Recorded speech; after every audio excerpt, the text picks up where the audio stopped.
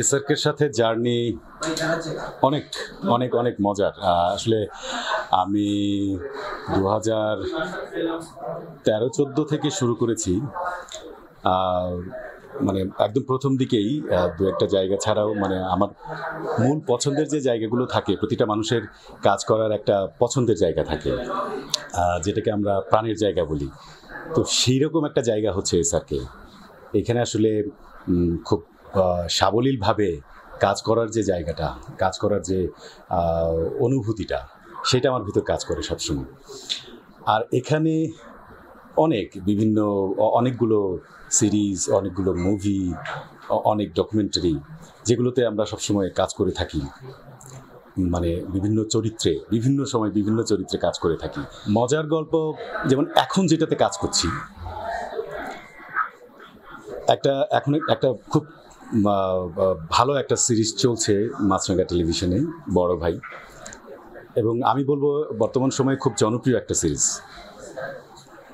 মানে একটু মজার বিষয়টা হচ্ছে যে একদিন বাসে যাচ্ছিলাম, সো আমাকে ওই পাশেই 2-3 জন আলোচনা করছে যে আজকে এই আকিব যে কাজটা করলো আসলে একদম কেমন যেন, মানে এই যে মানে ক্যারেক্টারটা হচ্ছে একটু সাইকো টাইপের আর কি, মানে খুব গালাগালি করছে।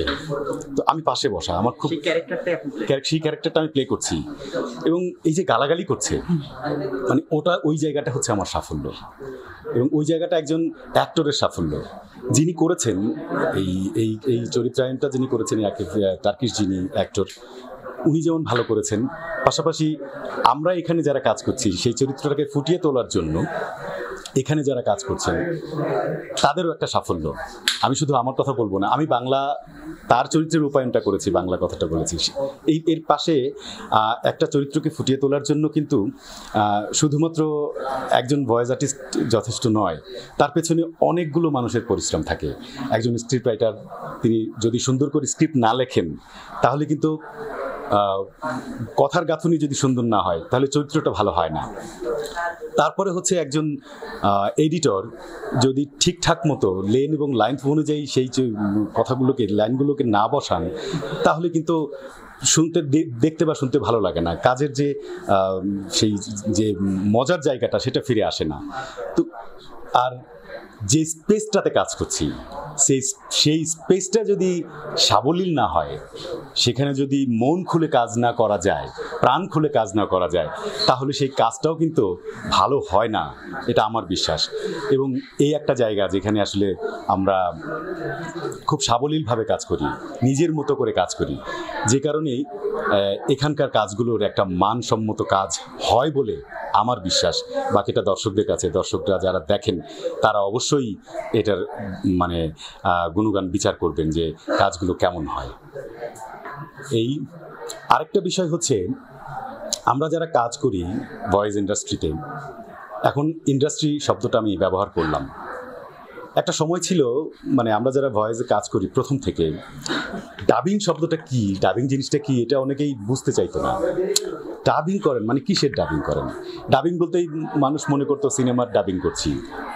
কিন্তু বিদেশি কন্টেন্টগুলো যখন যাত্রা শুরু হলো, আমি বলবো বাংলাদেশে যতগুলো স্টুডিও আছে, যতগুলো হাউস আছে, আমরা এটাকে হাউস বলছি এই কারণে, এখানে অনেক পরিসরে, অনেক বড় পরিসরে কাজ হয়। এই হাউসগুলোর মধ্যেই ডাবিং এই শিল্পটার যাত্রা শুরুর পথিকৃৎ বলবো আমি এসআরকে স্টুডিওসকে। আজকে অনেক দিন ধরে অনেক অনেক অনেক অনেক বিখ্যাত সিরিজ বলবো, অনেক বিখ্যাত মুভি বলবো, যেগুলোকে মানুষের দোরগোড়ায় পৌঁছে দিয়েছে। এবং এটার জন্য অবশ্যই কৃতিত্বের দাবিদার, এটার জন্য অবশ্যই ধন্যবাদ পাওয়ার দাবিদার, শুভাশিস পাওয়ার দাবিদার এসআরকে স্টুডিওস। অবশ্যই যেহেতু আমি প্রথমেই বলেছি এটা আমার প্রাণের জায়গা, এখানে আমি স্বাচ্ছন্দ্যে কাজ করতে পারি, এবং আমি আশা করব আমরা যারা এই ইন্ডাস্ট্রিতে কাজ করি, আমাদেরকে ঠিক যেভাবে আগলে রেখেছে এই স্টুডিওসটা, যেভাবে কাজের সুযোগ করে দিয়েছে। আমি এখানে বসে বসে শুনছিলাম, আমার আরেকজন সতীর্থ রামেশ রাজু বলছিলেন যে এখানে যারা কাজ করছেন তার 95% হচ্ছে থিয়েটারের। সো থিয়েটারের যারা কাজ করে তাদের একটা লক্ষ্য থাকে, একটা উদ্দেশ্য থাকে, একটা সময় তাদের একটা লক্ষ্য ছিল যে থিয়েটারে কাজ করার পরে নাটকে, সিনেমাতে কিংবা টেলিভিশনের পর্দায় কাজ করব। এখন তাদের মনের মধ্যে একটা জিনিস তৈরি হয়ে গেছে যে না, আমরা এই ভয়েস অ্যাক্টিং করব, ডাবিংয়ে কাজ করব, শুধুমাত্র সামনে গেলেই যে আমাকে মানুষ চিনবে, পেছনে গেলে আমাকে চিনবে না, এটা কিন্তু নয়। আসলেই আমরা যারা পেছনে কাজ করি আমরা একটু অন্তরালেই আছি, কিন্তু আমাদেরকে সামনে আনার একটা উদ্যোগ গ্রহণ করেছে।